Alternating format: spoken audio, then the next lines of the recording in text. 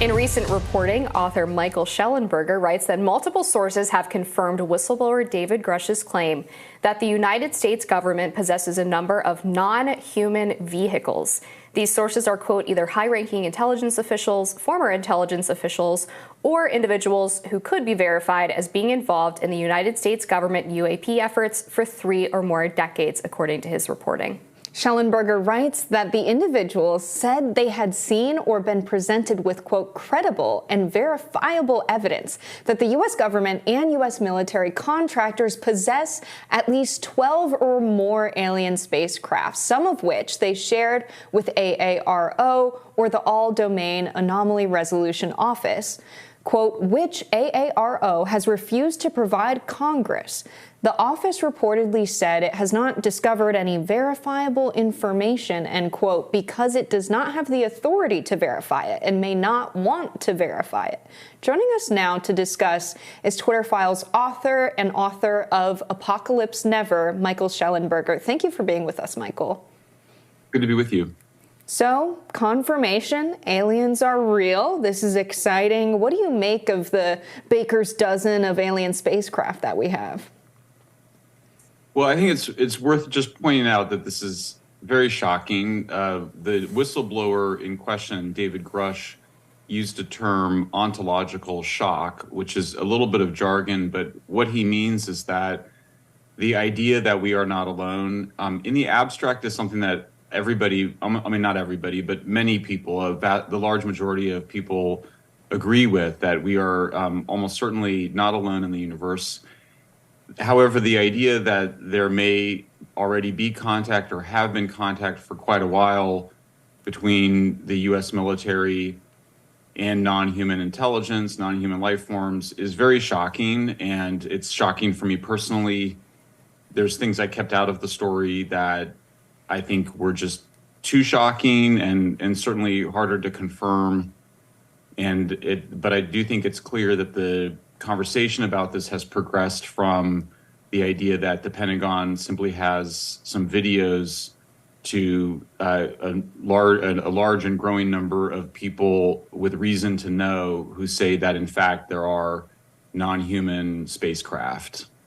That is very intriguing that there's things that you left out of the story. I hope that you'll continue to investigate them. I'm wondering how exactly these sources determined that these crafts were non-human. Was it the material they were made out of, the method of construction? How exactly did they make that determination?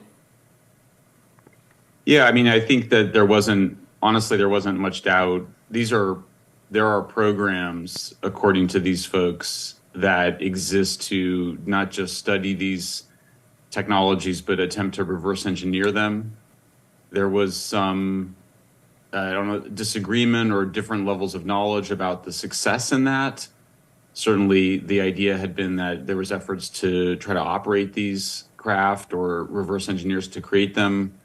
There's one very interesting story, which is that a major aerospace company apparently tried to involve greater civilian scientists and engineers to reverse engineer the vehicles because the stovepiping or compartmentalization that exists really prevents the kind of innovation and sharing of knowledge that's actually essential to being able to achieve scientific and engineering goals. And so there was a very briefly floated idea to involve a larger number of scientists and engineers that was apparently rejected by the Pentagon. So these are, extraordinary claims require extraordinary evidence. At the same time, extraordinary claims, you don't need extraordinary evidence to simply investigate them. And the claim here is that these craft are real physical objects. This is not a mass hallucination, that they exist in specific military bases or in contractor facilities, and that members of Congress could go and actually find these facilities or go and actually make sure they get their way in there and try to find these craft themselves. So obviously this is amazing that we have the craft at all, but I can't help but wonder, were there pilots of the craft? Do we know anything about that? Is there anything you can say to that effect? David Grush, the whistleblower, did say on News Nation that there were, in some cases, non-human pilots. What? I did have confirmation of that from one of my sources. I kept it out of the story in part because it was one source, and also I felt like I really wanted to establish that there is strong evidence that there are craft, and I didn't want to get too much into what I had been told about the different potential of there being beings. It's a lot of ontological shock with just the craft, and I felt like let's just give this a minute and let's spend a little bit more time doing this reporting. I would also say I'm not the only person that's interviewing these folks. There are other people in my article. I mentioned former Assistant Defense Secretary Christopher Mellon mentioned at least 4 witnesses. I think he said in his article in Politico over 4 people. I don't know if those are the same people I spoke to. We don't share information with each other, but there's more people that are finding the courage to speak. They're very scared. They don't want to lose security clearance, and they're also worried about retaliation. And David Grush, as you know, the whistleblower, felt like he needed to go to Congress because he was subject to retaliation. I actually have chills right now hearing that there were potentially non-human pilots that were recovered along with the craft. That suggests to me that these were craft that crashed in some way, and that's how the U.S. military was able to recover them. Is that correct? Well, actually, that's there are cases of that. There are people that say that there were crashes. There's also cases of what they call this a retrieval program. There's also cases, I was told, of craft being abandoned and craft making its way into U.S. military hands in other ways. And so I think that it's not just that there is crash evidence, but there's also other mechanisms in which these craft have been obtained by the U.S. military. So it sounds like, from what you're saying, your contacts are based in the United States. You've talked to military officials, people in the intelligence community in the United States. This figure, 12 or more, is specific to the crafts obtained by the U.S. military. Do we know anything more about potential crafts or pilots globally?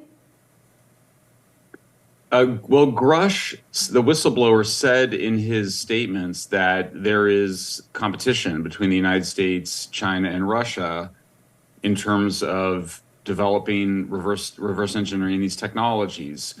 I should say that was not something I was able to confirm. And it wasn't that people disconfirmed it or denied it. It was just that the people I spoke to did not know that if Russia or China had these technologies or similar craft.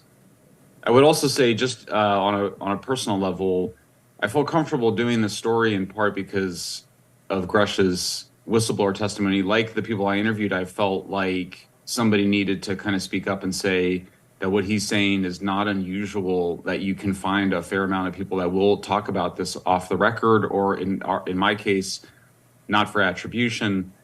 I will say I haven't written any commentary about the piece itself. I am planning on writing more about it, but I have actually been interviewing people for several years and only felt comfortable at this point, and in part I felt obliged to share this research and to go back to folks. But I've been talking to folks for a long time, in part because you may know I have spent a long time working on nuclear energy. Nuclear energy is a dual-use technology, and it was actually in that work that I started to come across a lot of evidence of UFOs, or what have been rebranded UAPs, but a significant amount of interaction of these UAPs and UFOs, including the most famous alleged crash in history occurred around nuclear weapons test sites and also nuclear weapon sites. Is there any connection, Michael, between this existence of the UFOs or the non-human entities and nuclear research?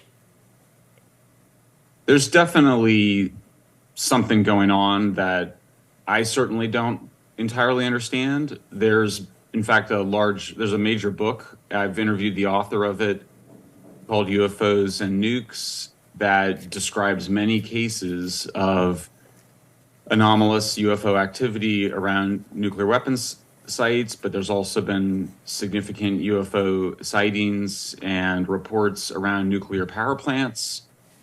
The nature of those interactions suggests that whatever is behind those craft is expressing some concern around these sites. I'm very reluctant to get too far into it, in part because I'm a big supporter of nuclear energy. I think it's the only way to really address climate change and other important environmental issues.